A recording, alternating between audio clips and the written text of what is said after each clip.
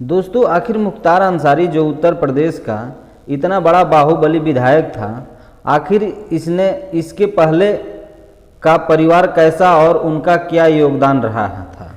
दोस्तों, मुख्तार अंसारी के दादा मुख्तार अहमद अंसारी एक सर्जन थे और 1927 में भारतीय राष्ट्रीय कांग्रेस के और 1918 और 1920 में मुस्लिम लीग की शुरुआत में पहला अध्यक्ष चुने गए थे।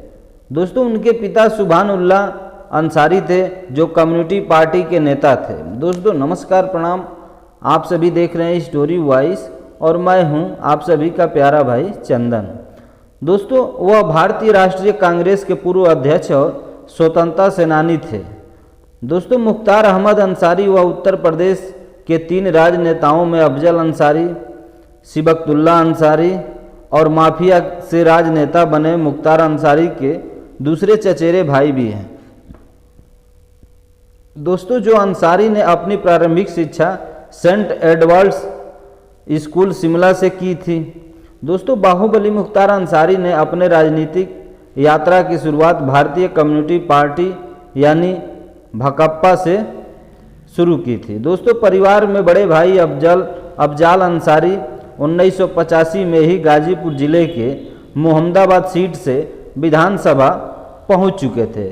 दोस्तों, इसका लाभ भी उनके परिवार को खूब मिला था। दोस्तों, साल 1995 में मुख्तार अंसारी किसी मामले में दिल्ली जेल में बंद थे। उसी दौरान प्रदेश में तत्कालीन मुलायम सिंह यादव की सरकार गिर गई थी। दोस्तों, इसके बाद हुए चुनाव में जेल में बंद मुख्तार अंसारी को भारतीय कम्युनिटी पार्टी यानी भाकपा ने टिकट दिया, लेकिन जीवन के पहली बार चुनाव लड़ने के कारण मुख्तार को बुरी तरह से हार का सामना करना पड़ गया था।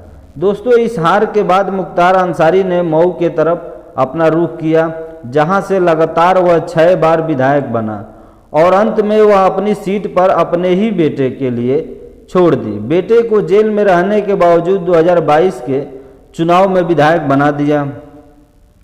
दोस्तों, गाजीपुर में मुख्तार अंसारी के परिवार की पहचान प्रथम राजनीतिक परिवार की है। उनके दादा डॉक्टर मुख्तार अहमद अंसारी स्वतंत्रता सेनानी थे। नाना ब्रिगेडियर मोहम्मद उस्मान को 1947 की लड़ाई में शहादत के लिए महावीर चक्र से सम्मानित किया गया था। दोस्तों, मुख्तार को भी जिंदगी के शुरुआती दौर में क्रिकेट का शौक था, मगर फिर वह माफिया बनने की राह पर चल निकले। दोस्तों, मुख्तार अंसारी भले ही उत्तर प्रदेश में संगठित अपराध का चेहरा बन गया था, मगर गाजीपुर में उनके परिवार का पहचान प्रथम राजनीतिक परिवार की है। दोस्तों, करीब 18 साल से ज़्यादा वक्त से जेल में बंद मुख्तार अंसारी के दादा डॉक्टर मुख्तार अहमद अंसारी स्वतंत्रता सेनानी थे। गांधी जी के साथ काम करते हुए वो 1926-27 में कांग्रेस के अध्यक्ष भी रहे। दोस्तों, मुख्तार के पिता सुभानुल्लाह अंसारी गाजीपुर में अपनी साफ सुथरी छवि के साथ राजनीति में सक्रिय रहे। भारत के पूर्व उपराष्ट्रपति हामिद अंसारी रिश्ते में मुख्तार अंसारी के चाचा हैं। वहीं मुख्तार अंसारी की कहानी विरोधाभासों से भरी पड़ी है। दोस्तों, बताते हैं कि मुख्तार अंसारी क्रिकेट खेलने का शौकीन था, मगर कॉलेज के ज़माने में वह साधु सिंह के गैंग में शामिल हो गया था और इसके बाद जुर्म की दुनिया में उसने ऐसे कदम बढ़ाए कि फिर लौटना मुश्किल हो गया। दोस्तों, 2020 में मुख्तार अंसारी को पुलिस की जांच का सामना करना पड़ा, जिसने गिरोह से संबंधित 608 करोड़ रुपए की अवैध संपत्ति जब्त की गई थी। दोस्तों, अंसारी की कानूनी परेशानियां कई मामलों में दोषी ठहराए जाने के रूप में सामने आई थी, जिसमें अदालतों ने कठोर कारावास से लेकर आजीवन कारावास तक की सजा सुनाई।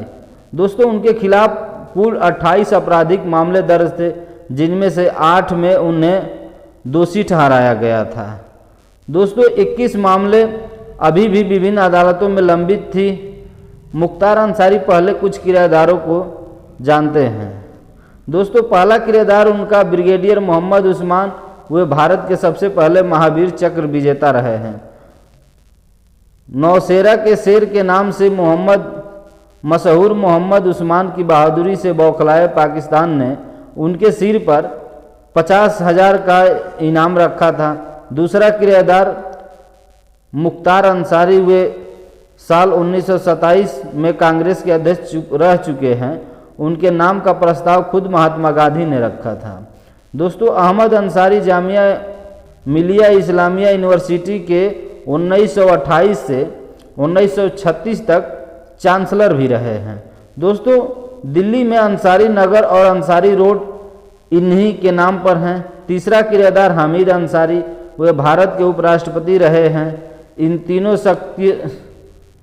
शख्सियतों ने अपने अपने क्षेत्र में आला मुकाम हासिल किया है, लेकिन अफसोस ये है कि इनका सिरा एक ऐसी जगह जुड़ता है जिसके बारे में शायद ही उन्होंने कभी सोचा होगा। दोस्तों, वो सिरा है mafia don Mukhtar Ansari. Brigadier Mohammad Usman इसी मुख्तार अंसारी के नाना मुख्तार अहमद अंसारी, उसके दादा, और हामिद अंसारी उसके चचेरे चाचा रहे हैं। इन अजीम शख्सियतों के खानदान से ताल्लुक़ रखने वाले मुख्तार अंसारी ने पूर्वांचल के अपराध की दुनिया में ऐसी मुख्तारी हासिल की जो किसी को भी डरा सकता है। दोस्तों, इतिहास की नई कड़ी में आज हम जानेंगे कि मुख्तार अंसारी की क्राइम कुंडली, एक ऐसा अपराधी जो चाहे जेल में रहे या बाहर रहे, चुनाव जीतना और जिताना उनके लिए मामूली बात थी। ताउम्र वो जिस भी जेल में रहा पूरे ऐश व आराम से रहे हैं। दोस्तों, एक वाक़या जो हाल में ही हुआ है, बात उसी से शुरू करते हैं। दोस्तों, 8 जनवरी 2019 को मोहाली के एक बड़े बिल्डर ने पुलिस में मामला दर्ज करवाया कि मुख्तार अंसारी ने उनसे फ़ोन पर 10 करोड़ की रंगदारी मांगी है। दोस्तों, पंजाब पुलिस ने तुरंत मामला दर्ज किया और कानूनी कार्रवाई इतनी तेज़ से हुई कि 17 जनवरी को ही यूपी की जेल में बंद मुख्तार की कस्टडी पंजाब पुलिस को मिल गई। दोस्तों, 24 जनवरी को जब पंजाब के रोपड़ जेल में शिफ्ट कर दिया गया, जहां उसके लिए 25 कैदियों के रखने वाले बैरक को खाली कराया गया और उसमें अकेले ही उसे रखा गया। दोस्तों, उधर मुख्तार के पीछे पीछे उसका पूरा परिवार भी रोपड़ शिफ्ट हो गया और किराए के मकान में रहने लगे। दोस्तों, सब कुछ ठीक चल रहा था कि एक दिन जेल का निरीक्षण करने एक आला अधिकारी पहुंची। उन्होंने पाया कि जेल में की एक बैरक में बंद हैं। जब पूछताछ की तो जेल के कर्मचारियों ने कहा वहां काम चल रहा है, इसलिए बंद है। लेकिन उस अधिकारियों ने जब गहराई से जांच की तो पता चला कि निरीक्षण के वक्त मुख्तार की पत्नी जेल में ही उसके साथ मौजूद थी और अधिकारी से ये बात छुपाने के लिए उस कमरे को बंद रखा गया था। इसके बाद पंजाब में जब आम आदमी पार्टी की सरकार आई तो जांच पड़ताल में पता चला कि तब कांग्रेस सरकार ने मुख्तार की खातिरदारी पर 2 साल 3 महीने में करीब 55 लाख रुपए खर्च किए थे। दोस्तों, दरअसल पंजाब के रोपड़ जेल में जाने के बाद ही मुख्तार के बुरे दिन शुरू हुए। दोस्तों, यूपी में योगी सरकार आने के बाद मुख्तार को लेकर लंबी कानूनी लड़ाई चली और फिर उसे यूपी के बांदा जेल में लाया गया। दोस्तों, अब बात मुख्तार द्वारा अंजाम दिए गए सबसे बड़े हत्याकांड की बात करें तो वो तारीख 25 नवंबर 2005। मौसम में गुलाबी सर्दी घुली हुई थी। इसी माहौल में मोहम्मदाबाद सीट से बीजेपी विधायक कृष्णानंद राय क्रिकेट टूर्नामेंट का उद्घाटन कर लौट रहे थे। दोस्तों, रास्ते में रेलवे फाटक के पास कृष्णानंद राय का काफिला रुका। एक सिल्वर ग्रे कलर की एक्सयूवी उनके सामने आकर खड़ी हुई। करीब 7 से 8 लोग एक्सयूवी में से उतरे। उनके हाथ में कट्टा वट्टा नहीं बल्कि AK-47 था। सभी ने राय की कार को घेरा और अंधाधुंध फायरिंग शुरू कर दी। दोस्तों, ये हम नहीं तब की खबरें बताती हैं कि इस घटना में 500 राउंड से ज़्यादा गोलियां चली थी। दोस्तों, विधायक कृष्णानंद राय का गनर निर्भय उपाध्याय, ड्राइवर मुन्ना, रमेश राय, श्याम शंकर राय, अखिलेश राय और शेषनाथ सिंह की इस हमले में मौत हो गई। दोस्तों इस दौरान हमलावर चिल्ला रहे थे कि मारो इनको, इन लोगों ने भाई को बहुत परेशान कर रखा है।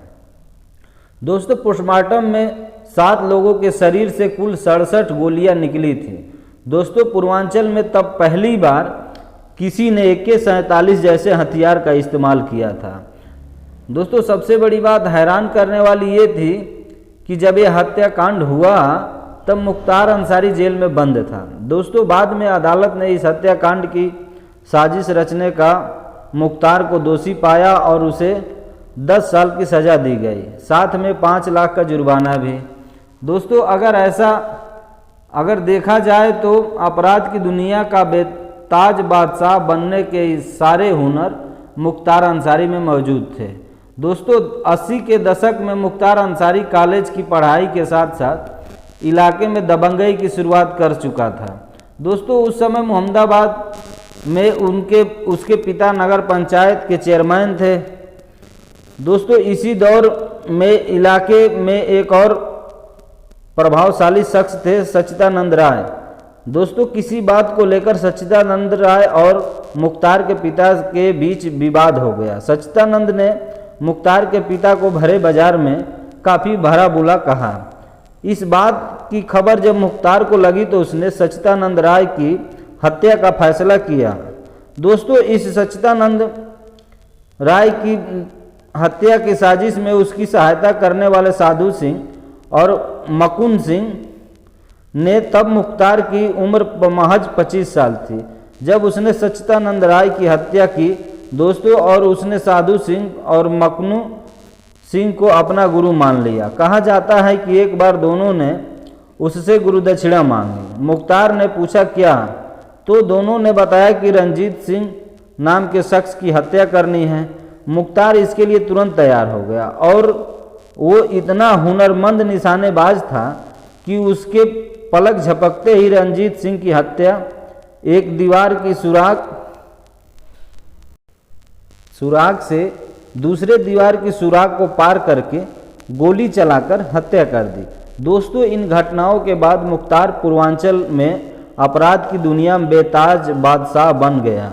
इसी बीच में ब्रजेश सिंह जैसे डॉन भी उभरे, लेकिन मुख्तार कोई न कोई हथकंडा अपनाकर सीढ़ियाँ चढ़ता गया। वो अब खुद हत्याकांड को अंजाम नहीं देता था, बल्कि इसके लिए उसने गुर्गे की एक पूरी फौज बना ली। दोस्तों पूर्वांचल का कोई भी ठेका निकले तो उसका ठेकेदार मुख्तार ही होता था। उसका रसूख इस कदर बढ़ता गया कि अलग अलग पार्टियों में रहते हुए वो 5 बार विधायक बना।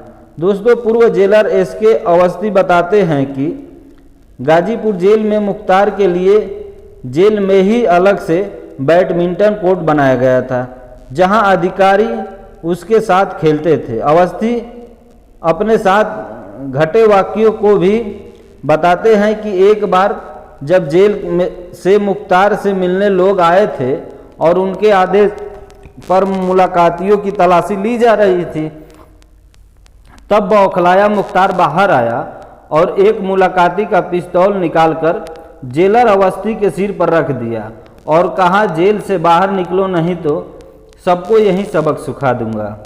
दोस्तों अगर आप सभी को हमारी वीडियो अच्छी लगी है तो हमारे चैनल को ज़रूर सब्सक्राइब कीजिएगा और हाँ दोस्तों बेल आइकन की घंटी भी बजाना मत भूलिएगा। और दोस्तों बाकी मुख्तार अंसारी जैसे माफिया के बारे में आप सबका क्या राय है, आप कमेंट में ज़रूर बताइएगा। दोस्तों आप सभी का एक एक कमेंट हमारे लिए महत्वपूर्ण है। और हाँ दोस्तों यह वीडियो अपने दोस्तों रिश्तेदारों में शेयर करना मत भूलिएगा। नमस्कार, प्रणाम, जय हिंद।